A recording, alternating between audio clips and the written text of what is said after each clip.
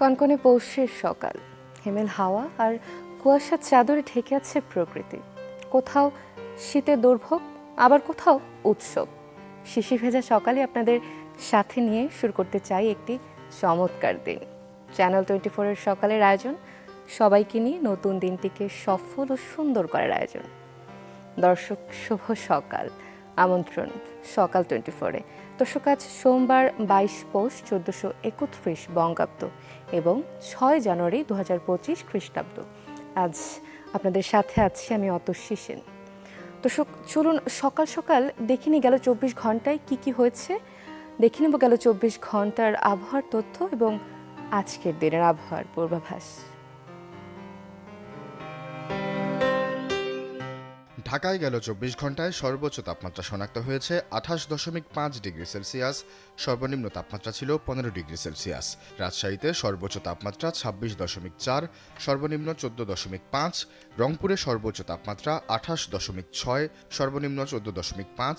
ময়মনসিংহে সর্বোচ্চ তাপমাত্রা শনাক্ত হয়েছে 28.5 ডিগ্রি সেলসিয়াস, সর্বনিম্ন তাপমাত্রা ছিল 13.4 ডিগ্রি সেলসিয়াস। সিলেটে গেল 24 ঘন্টায় সর্বোচ্চ তাপমাত্রা শনাক্ত হয়েছে 28.5 ডিগ্রি সেলসিয়াস, সর্বনিম্ন তাপমাত্রা ছিল 16.2 ডিগ্রি সেলসিয়াস। চট্টগ্রামে সর্বোচ্চ তাপমাত্রা 27.6, সর্বনিম্ন 16.6। খুলনায় সর্বোচ্চ তাপমাত্রা 23.2, সর্বনিম্ন 12.7। বরিশালে সর্বোচ্চ তাপমাত্রা রেকর্ড হয়েছে 25.8 ডিগ্রি সেলসিয়াস, সর্বনিম্ন তাপমাত্রা ছিল 12.5 ডিগ্রি সেলসিয়াস। গেল 24 ঘন্টায় দেশের সর্বনিম্ন তাপমাত্রা ছিল তেঁতুলিয়ায় 9.7 ডিগ্রি সেলসিয়াস, সর্বোচ্চ তাপমাত্রা শনাক্ত হয়েছে রাঙামাটিতে 30 ডিগ্রি সেলসিয়াস। আজ অস্থায়ীভাবে আংশিক মেঘলা আকাশ সহ সারা দেশের আবহাওয়া শুষ্ক থাকতে পারে। দিন এবং রাতের তাপমাত্রা প্রায় অপরিবর্তিত থাকতে পারে।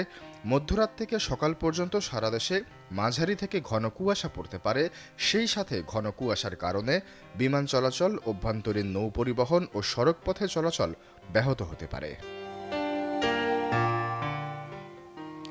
দর্শক, আমরা জানছিলাম আজকের দিনের আবহাওয়ার তথ্য এবং যেমনটি আমরা জানতে পারলাম যে আজ কিন্তু ঘন কুয়াশার সম্ভাবনা রয়েছে। দর্শক, প্রচণ্ড শীত জেঁকে বসেছে। আসলে শীত জেঁকে বসলে সকল শ্রেণী পেশার মানুষের মধ্যে কিন্তু নানা ধরনের সমস্যার সম্মুখীন হয়, জনজীবন বিপর্যস্ত হয়। তবে বেশি সমস্যার সম্মুখীন হচ্ছেন মৎস্যজীবীরা।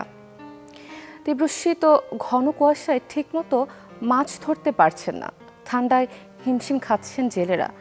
যমুনা পাড়ের মৎস্যজীবীদের খোঁজ খবর জানাতে সিরাজগঞ্জ থেকে যুক্ত হচ্ছেন আমাদের সহকর্মী হীরক গুণ। আমরা যুক্ত হব। হীরক, শুভ সকাল আপনাকে। যমুনাচারের মৎস্যজীবীরা আসলে কি দুর্ভোগ পোহাচ্ছেন আমাদের বিস্তারিত জানাবেন। শুভ সকাল আপনাকেও। আসলে আপনি যেমনটি বলছিলেন যে এখন কিন্তু সিরাজগঞ্জে কিন্তু প্রচণ্ড শীত রয়েছে, পাশাপাশি কুয়াশা। ঠিক এই শীত মৌসুমে কিন্তু যমুনা নদীতে কিন্তু অনেকে যারা মাছ শিকার করে তাদের কিন্তু একটি দুর্ভোগটা অনেকটাই ভিন্ন রকম। কারণ তারা সারা রাত ভর এই যমুনা নদীতে ডিঙি নৌকা নিয়ে কিন্তু তারা মাছ ধরে। ঠিক তাদের কিন্তু কষ্টটা ভিন্ন। আমরা এখন রয়েছি ঠিক যমুনা নদীর পাড়ে। যদি আপনাদের একটু দেখায় দেখতে পারবেন যে সারা রাত ভর যে এই ডিঙ্গি নৌকা করেই যারা মৎস্যজীবী তারা সারা রাত কিন্তু যমুনা নদীতে মাছ ধরে। ঠিক এখন সকাল বেলা তারা ঠিক এই যমুনা নদীর ঘাটে এসে তারা কিন্তু তাদের নৌকাটা ভিড়িয়ে তাদের যে সকালের খাবারের যে আয়োজন সেটি কিন্তু করছে। আমরা কথা বলেছিলাম বেশ কয়েকজন মৎস্যজীবীর সাথে। তারা যেটি বলছে যে প্রচণ্ড কুয়াশা, তার মাঝে শীত, তাদের কিন্তু একটি দুর্ভোগ চরমে পৌঁছেছে। এবং সেই সাথে কিন্তু এই শীত মৌসুম আসলেই কিন্তু আসলে এখানে মাছের যেটি আকাল হয়, তাদের যে কিন্তু মাছ শিকার করে যে আয় হয় সেটি দিয়ে কিন্তু তাদের আসলে সংসারটি তেমনভাবে চলে না, এমন কথাও বলছে। আমরা যদি একজন মৎস্য যারা জীবী তার সাথে যদি কথা বলতে চাই, যে মানুষটি প্রায় 20 বছর ধরে এই যমুনা নদীতে মাছ ধরে আসছে। আসলে এখন তো শীতকাল, এখন ঘন কুয়াশা, এই যে প্রচণ্ড শীতের মধ্যে আসলে কিভাবে আপনারা মাছ শিকার করছেন, এখন আসলে যমুনা নদীতে মাছ পাওয়া যাচ্ছে কিনা, এ দিয়ে আসলে আপনাদের জীবিকা চলছে কিনা? আমাদের এখন যমুনা নদী মাছ কম, শীতের জন্য যাওয়া যায় না, মাছ মারা যায় না। রাইতে শীত, মাছ কম পাওয়া যায়, এইভাবেই সংসার চলতে আছে কষ্ট মষ্ট করে। আসলে আপনাদের কি কোনো দাবি রয়েছে কিনা, এবং এই মৎস্যজীবীরা বর্ষার সময় দেখি যে উত্তাল থাকে যমুনা, সেই যমুনা নদীতে আপনার সেই ডিঙ্গি নৌকা নিয়ে তখন আসলে আপনাদের জীবিকাটা কেমন থাকে, জীবন জীবিকা, এখন আসলে এই যে ঘন কুয়াশায় আপনাদের আসলে কোনো সহায়তা পাচ্ছেন কিনা? আমরা এই ঘন কুয়াশায় কোনো সহযোগিতা পাইতে আছি না, মাছও কম। হ্যাঁ, বর্ষার টাইমেও ওই রকম মাছ কম। আসলে যেটি শুনছিলেন যে সবারই কিন্তু আসলে একই গল্প, কারণ এই যে যমুনা নদী উত্তাল থাকে বর্ষার সময়, আবার ঠিক এখন শীতকালে কিন্তু যমুনা নদীতে পানি কম। ঠিক এই মুহূর্তে জেলেদের অবস্থা কিন্তু আসলে আরও করুণ অবস্থা, কারণ তাদের কিন্তু এখন অনেকটাই মাছ কিন্তু কম পাওয়া যাওয়ার কারণে তাদের যেটি জীবিকা কিন্তু অনেকটাই কষ্ট হচ্ছে। যদি আমরা আরেকজন সাথে কথা বলি যে আপনি আসলে কতদিন ধরে যমুনা নদীতে মাছ শিকার করছেন, আসলে শীত মৌসুমে কিরকম দুর্ভোগ আপনাদের? আমরা 10 বছর ধরে মাছ বিক্রি করি। তখন মনে করেন বর্ষার টাইমে খুব ঝড় বৃষ্টিতে তাও ভিজে যায় মাছ মারতে, মাছ মারার জন্য তাও খুব কষ্ট হয়, কষ্টের মধ্যে যাওয়া লাগে, আমার জীবন চলে না। তারপরে আমার এটার উপর নির্ভর, তারপরও কোনো সহযোগিতা পাওয়া যায় না উপর থেকে। যেটা বলছিলেন যে আসলে তাদের যে এই যে যমুনা পাড়ের মানুষ, তারা যারা জেলে রয়েছে, তাদের কিন্তু আসলে শীত মৌসুমে এই যমুনা নদীতে রাতভর মাছ শিকার করে তারা যে সামান্য মাছ পায়, সেটি কিন্তু এই যমুনার ঘাটে একটি মাছের বাজার বসে, সেখানে বিক্রি করে কিন্তু কোনো মতেই তাদের জীবন চলে, এবং এই সাথেই কিন্তু তাদের যে জীবন যুদ্ধ যমুনা নদীর সাথেই কিন্তু তাদের প্রতিনিয়ত সংগ্রাম করেই তাদের বেঁচে থাকতে হচ্ছে। অর্থসী হিরক, আপনাকে অসংখ্য ধন্যবাদ আমাদের সাথে যুক্ত হবার জন্য। দর্শক, আমরা ছিলাম যমুনা নদীর পাড়ে, আমরা দেখছিলাম মৎস্যজীবীদের করুণ জীবনের দৃশ্য। একই শীতকাল, তার উপর তারা মাছ ধরতে পারছেন না, এদিকে স্বল্প আয়ের জীবিকা নির্বাহ করে আসলে কতটা কঠিন জীবনযাপন পার করছেন মৎস্যজীবীরা, সেই চিত্রই দেখাচ্ছিলেন আমাদের সহকর্মী। দর্শক, সকাল 24-এ কিন্তু আমরা প্রতিদিনই দৈনিক পত্রিকা পড়ে থাকি, কেননা আমরা মনে করি যে সকল তথ্য হাতের মুঠোয় থাকার জন্য আমাদের দৈনিক পত্রিকা পড়া অত্যন্ত জরুরি। আমার হাতে এই মুহূর্তে রয়েছে দৈনিক সমকাল পত্রিকাটি, আমরা দেখব দৈনিক সমকালে আজ কি কি প্রধান শিরোনাম রয়েছে। প্রথমেই যে সংবাদ শিরোনামটি করা হয়েছে, 24 দফার ইশতেহার নিয়ে সামনে আসছে তরুণদের দল। নতুন বাংলাদেশ গড়ায় প্রাধান্য পাবে যোগ্যতা, ব্যক্তি বা পরিবার কেন্দ্রিক রাজনীতি নয়, কেন্দ্রীয় নেতৃত্ব তৃণমূলের কাছে দায়বদ্ধ থাকবে, শিক্ষা প্রতিষ্ঠানে নিয়মিত ছাত্র সংসদ নির্বাচনে গুরুত্ব। এবং পত্রিকার ডান পাশে একটি সংবাদ শিরোনাম বেশ গুরুত্ব সহকারে করা হয়েছে, অযত্নে মরছে কোটি টাকার গাছ, রাজধানীর সড়কে চারা লাগানোর জন্য ব্যয় কোটি কোটি টাকা, পরিচর্যার জন্য নেই লোকবল, পরিকল্পনার সমন্বয়, মালির পাশাপাশি আশপাশের দোকান বা ভবন মালিক ও কমিউনিটিকে পরিচর্যার কাজে যুক্ত করতে হবে।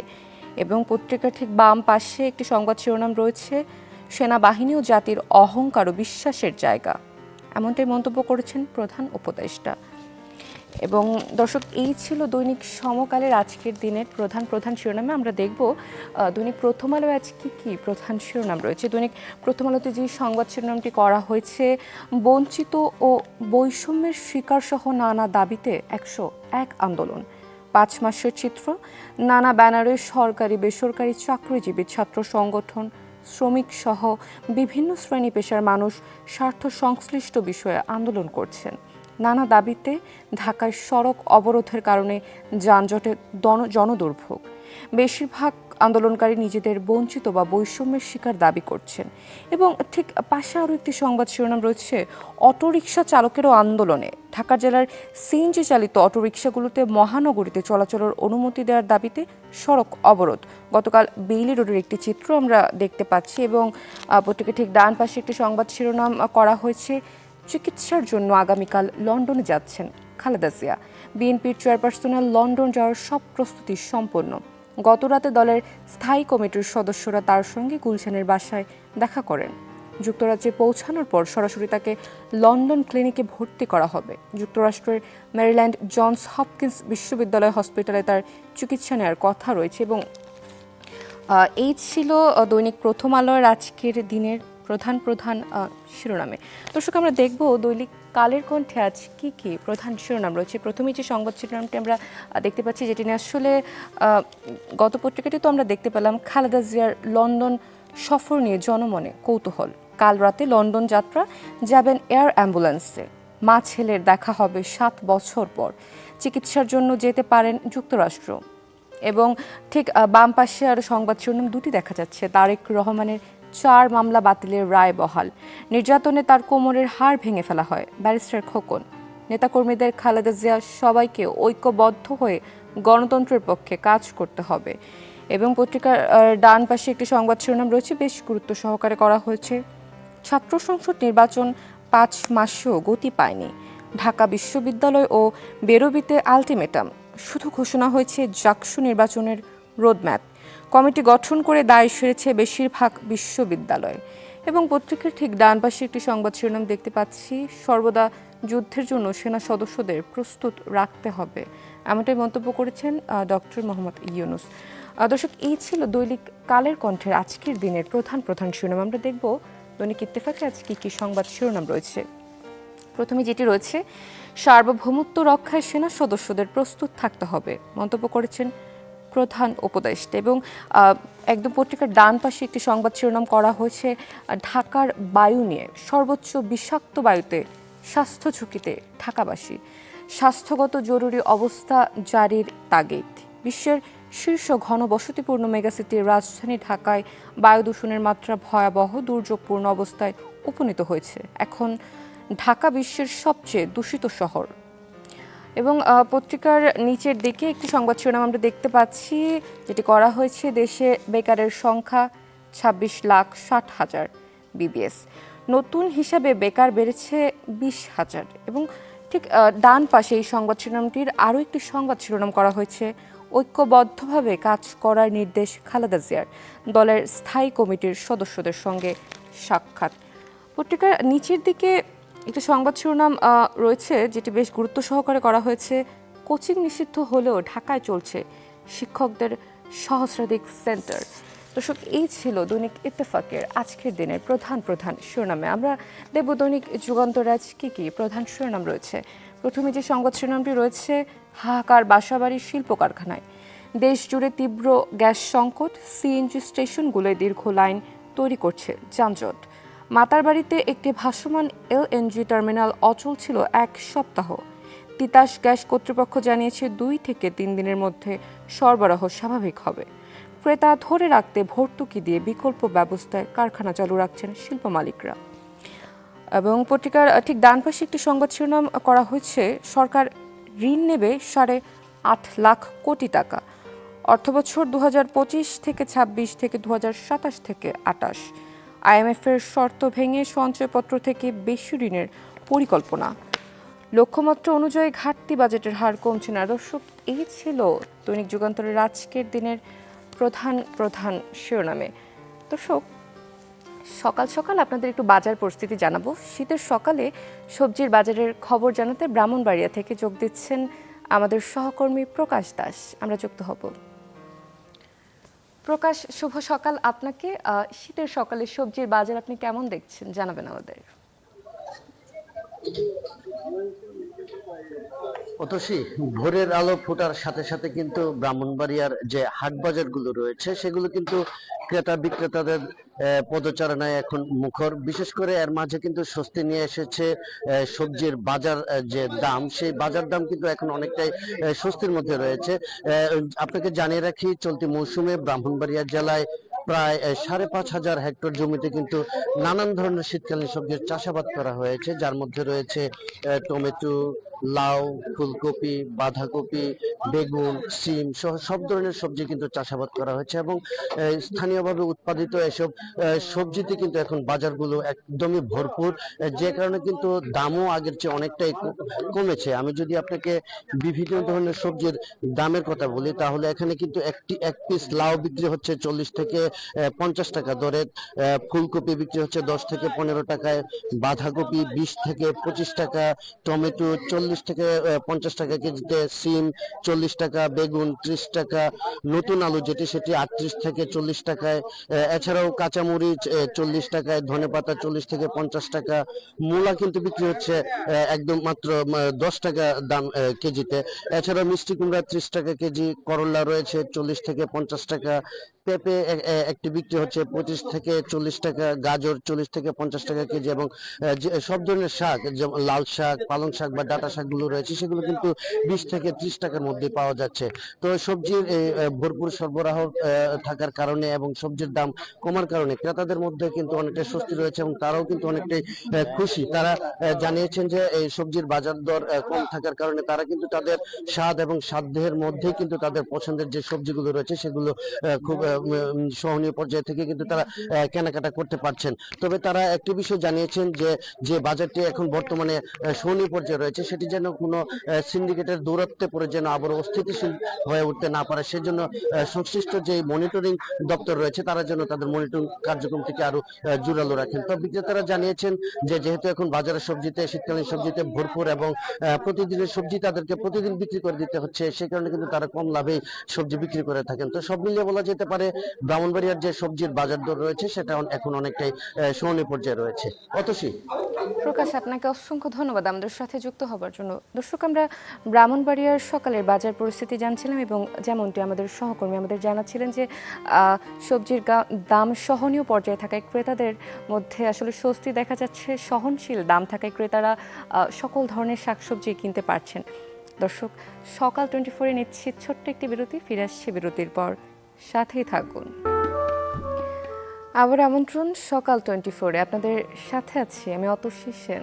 দর্শক, আজ 6 জানুয়ারি এবং আজকের এই দিনে দর্শক আপনাদের যাদের জন্মদিন আপনাদের জানাতে চাই জন্মদিনের অনেক অনেক শুভেচ্ছা, এবং আমরা দেখে নেব আজকের দিনের বিশেষ ব্যক্তিদের জন্মদিনগুলো। 1412 সালের এই দিনে জন্মগ্রহণ করেন ইতিহাসের অন্যতম নারী বিপ্লবী ওয়ান অব আর্ক। পরাধীন ফ্রান্সের মুক্তিদাত্রী বীরকন্যা এবং রূপকথাতুল্য এক নেত্রী ছিলেন তিনি। ইংরেজদের সাথে শতবর্ষব্যাপী যুদ্ধের সময়ে তিনি ফ্রান্সের সেনাবাহিনীকে নেতৃত্ব দেন।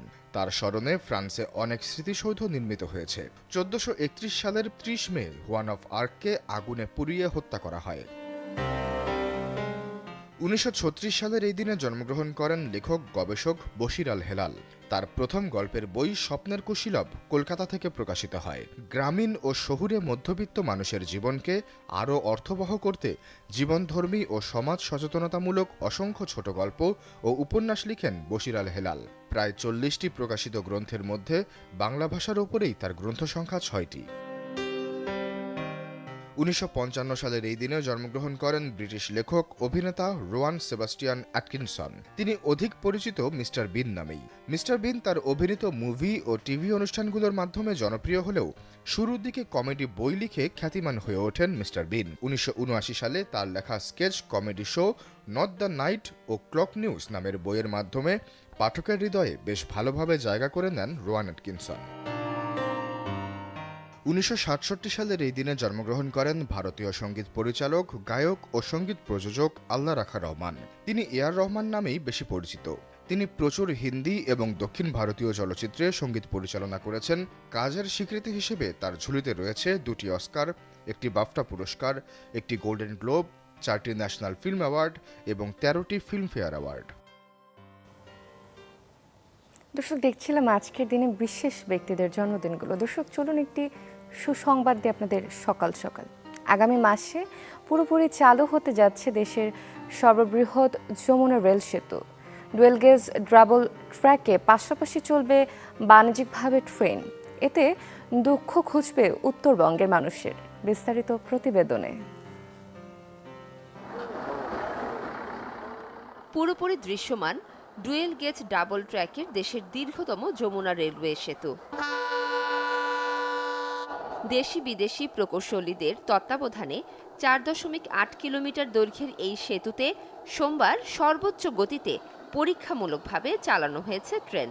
প্রথমে 60 এবং পরে ধাপে ধাপে 80, 90, 100, 110 ও সবশেষ সর্বোচ্চ 120 কিলোমিটার গতিতে পাশাপাশি চালানো হয় দুটি ট্রেন। এ সময় বিভিন্ন খুঁটিনাটি পরীক্ষা নিরীক্ষা করেন প্রকৌশলীরা। আগে তো পূর্ব এবং পশ্চিম দুইটা স্টেশনে ট্রেন মানে ক্রসিংয়ের জন্য ওয়েট করতে হতো, এখন আর ওয়েট করা লাগবে না, এখন দুইটাই সমানভাবে চলবে। বহুমুখী সেতুতে যে সময়টা ব্যয় হচ্ছে এটা সময়টা সাশ্রয় হবে এবং খুব দ্রুত আমাদের উত্তরাঞ্চলের সাথে যোগাযোগটা সম্পন্ন হবে। দুই পাশ থেকে ট্রেনটা যাতায়াত করবে, তখন আমাদের খুব অল্প সময় লাগবে, হয়তো 4 থেকে 5 মিনিটের ভিতরে আমরা এই ব্রিজটা ক্রস করে ফেলতে পারবো। এটা আমাদের জন্য অনেক বড় একটা মাইলস্টোন। জাপান ও বাংলাদেশ সরকারের যৌথ অর্থায়নে এই রেল সেতু প্রকল্পটি বাস্তবায়ন করছে জাইকা। এতে ব্যয় হয়েছে 16,781 কোটি টাকা। সব ঠিক থাকলে চলতি বছরের ফেব্রুয়ারির মাঝামাঝিতে রেল সেতুটি বাণিজ্যিকভাবে ট্রেন চলাচলের জন্য খুলে দেওয়া হবে। পরবর্তীতে যখন আমরা সরকারি রেল পরিদর্শকের অনুমতি পাব, তার পরবর্তীতে আমরা ফেব্রুয়ারির সেকেন্ড উইক থেকে শুরু করে ফেব্রুয়ারি মাসের যে কোনো সময়ে সরকার সময় দিলে সেই সময় আমরা ট্রেন চলাচল উদ্বোধন করব। যমুনা রেল সেতু পুরোপুরি চালু হলে উত্তরবঙ্গের সাথে রাজধানীর যোগাযোগ আরও সহজ হয়ে উঠবে, কমবে যাতায়াতের সময়। Desk report, channel 24। দর্শক, একটি দারুণ প্রতিবেদন দেখছিলাম। আচ্ছা দর্শক, আমরা তো সবাই এই নামটির সাথে পরিচিত, প্রবীণ মিত্র। চলচ্চিত্রের রঙিন দুনিয়ার কখনো নায়ক, কখনো খলনায়ক। নিজস্ব অভিনয় শৈলী দিয়ে 4 দশক মাতিয়ে রাখেন দর্শকদের।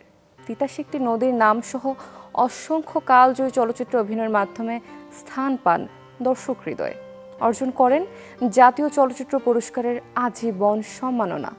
লাখো ভক্তকে কাঁদিয়ে চিরবিদায় নিলেন কিংবদন্তি অভিনেতা।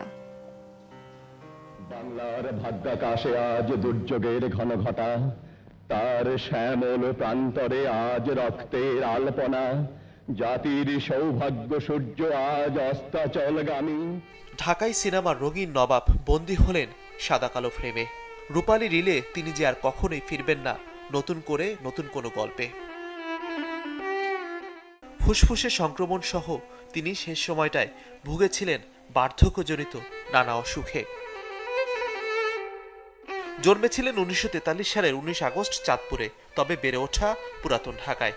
1971 সালে তিনি প্রথম হাজির হন সিলভার স্ক্রিনে।